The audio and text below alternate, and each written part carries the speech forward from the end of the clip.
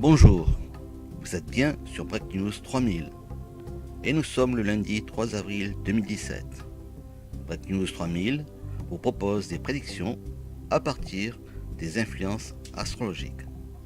Je me présente, mon nom est Melchior et je suis astrologue.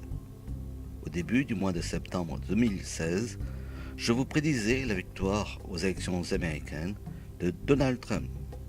Il est temps à présent que je vous donne le nom du futur président de la République française. Mais avant cela, quelques précisions sur la position de l'astrologue que je suis vis-à-vis de ces prédictions. Une éthique m'oblige à la neutralité et à la non-modification du cours de l'histoire, car ce qui est écrit doit se réaliser, que cela plaise ou pas. C'est pourquoi je ne révèle le futur que quelques jours avant que cela ne se produise, et parfois même je décide de tenir secret certains événements afin de ne pas les modifier. De plus, sachez que les décisions prises par les planètes ne sont pas rationnelles. Il est donc inutile de chercher une quelconque logique humaine à tout cela. Comme pour tout événement important, et en l'occurrence une élection présidentielle, de nombreux experts et spécialistes s'essayent à vous donner des prévisions et tendances.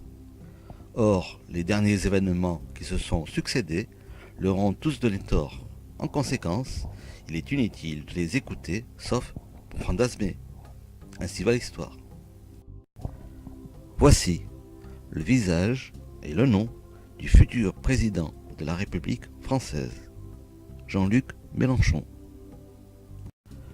Je ne me lancerai pas dans des explications ésotériques utilisant un langage abscon qui ennuierait les gens.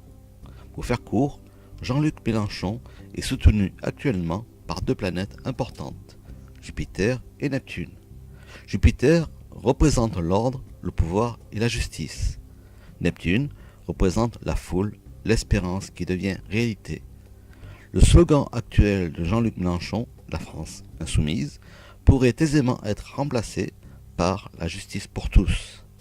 Pour tous les oubliés de cette campagne, Jean-Luc Mélenchon leur apporte des réponses en toute clarté et sans embâche. Il leur offre une nouvelle vision de ce que devrait être la France du futur. Peut-être arrivera-t-il à le faire, ou peut-être pas. Mais une chose est certaine, il limitera toute son énergie à cela. L'élection de Jean-Luc Mélenchon sera marquée par une clameur de délivrance et d'espérance dans toutes les villes de France. Une liesse générale identique à celle de l'élection de François Mitterrand en 1981. Jean-Luc Mélenchon va marquer l'histoire pour longtemps, au même titre que le général de Gaulle, en son temps. Sa 6e République, c'est le retour à la démocratie et le moyen de corriger un mauvais choix électoral. Le quinquennat peut prendre fin à tout moment. Le peuple seul est souverain et non le président. N'oublions pas que les créateurs de la devise républicaine liberté, égalité, fraternité ont aussi rajouté une autre devise peu connue du public, servir et non se servir. Beaucoup d'élus et de candidats seraient bien avisés de l'appliquer. Le social est actuellement mis à mal par certains candidats au nom de l'argent tout-puissant. Sachez que c'est le roi Louis XIV lui-même qui est l'initiateur en 1673 de la sécurité sociale et des caisses de retraite pour ses propres militaires. C'est la fondation de l'hôtel des Invalides à Paris. Certains voudraient donc être plus royalistes ou plus salauds que le roi. L'année 2017, c'est l'année du coq, symbole gaulois par excellence. Un signe franc, intègre, droit et directif, qui condamne la corruption et la traîtrise au nom de la justice et de l'équité. C'est un signe qui n'a pas peur de dire les choses haut et fort et qui construit avec responsabilité. Jean-Luc Mélenchon parle au cœur des Français. Il décrit sa France et cite Victor Hugo. Il pratique un langage proche des soucis et des interrogations des Français. À son âge, il ne cherche plus à construire une carrière. C'est un humaniste, un homme de paix, simple, intègre, responsable, qui parle avec assurance et fait preuve d'une forte conviction personnelle. Il inspire le respect de tous les candidats à la présidentielle. Il propose de grands chantiers qui vont créer de nombreux emplois et sauver la planète. Il pense à l'amélioration de la condition féminine et en particulier à la valorisation de leur salaire. Bien d'autres qualités pourraient lui être attribuées, mais parlons plutôt des autres candidats malheureux. Voyons le cas de Marine Le Pen. Marine Le Pen a fait du copier-coller à partir du programme de Jean-Luc Mélenchon, sans en avoir le talent ni la conviction. Au final, elle n'a aucun programme. Tout ce qu'elle vise, c'est un pouvoir sans partage. Elle n'a rien à foutre des électeurs et des membres de son propre parti. Et celui qui en fera les frais d'ici peu, c'est Florian Philippot, viré comme un malpropre à cause de ses idées gauchistes homosexuelles, et ce, afin d'attirer à elle les voix du mouvement Sens commun. Son score au premier tour sera décevant, dévoré à droite par François Fillon et à gauche par Jean-Luc Mélenchon. À cela, il faut ajouter ses démêlés avec la justice. Les Français l'ont relégué au banc des bannis. Des amis collabo-nazis qui lui font de l'ombre, et le népotisme qui n'a toujours pas de place dans une France républicaine et démocratique. Le Front National retombera à son niveau d'autrefois. Cela n'aura été qu'un rêve.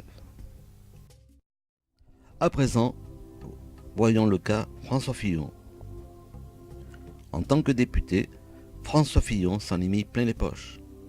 Alors imaginez, s'il devient président, il saignera le pays à blanc pour détourner des milliards d'euros et en faire profiter ses proches et ses amis. Une mise en examen équivaut à une exclusion d'office de manière tacite. Il aurait dû céder sa place.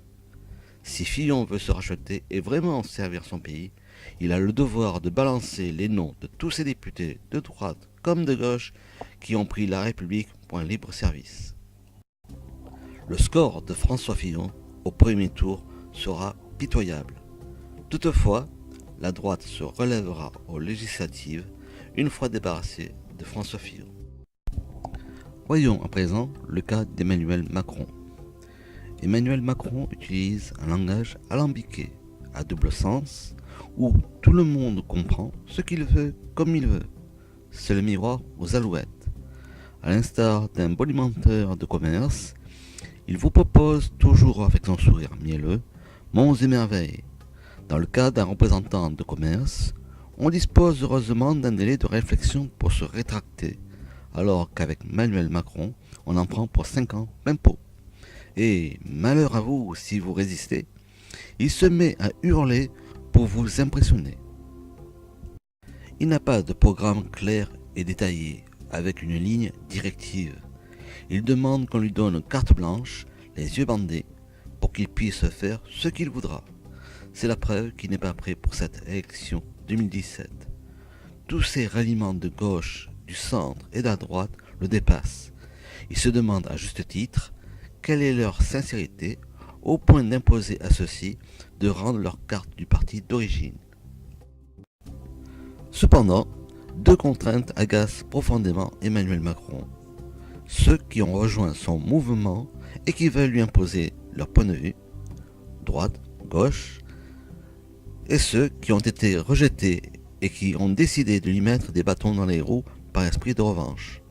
Les premiers jettent un trouble sérieux sur les prétentions politiques d'Emmanuel Macron.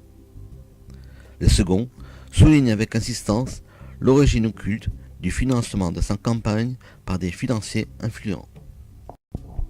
En résumé, Emmanuel Macron passe pour un candidat peu crédible et douteux à la fois.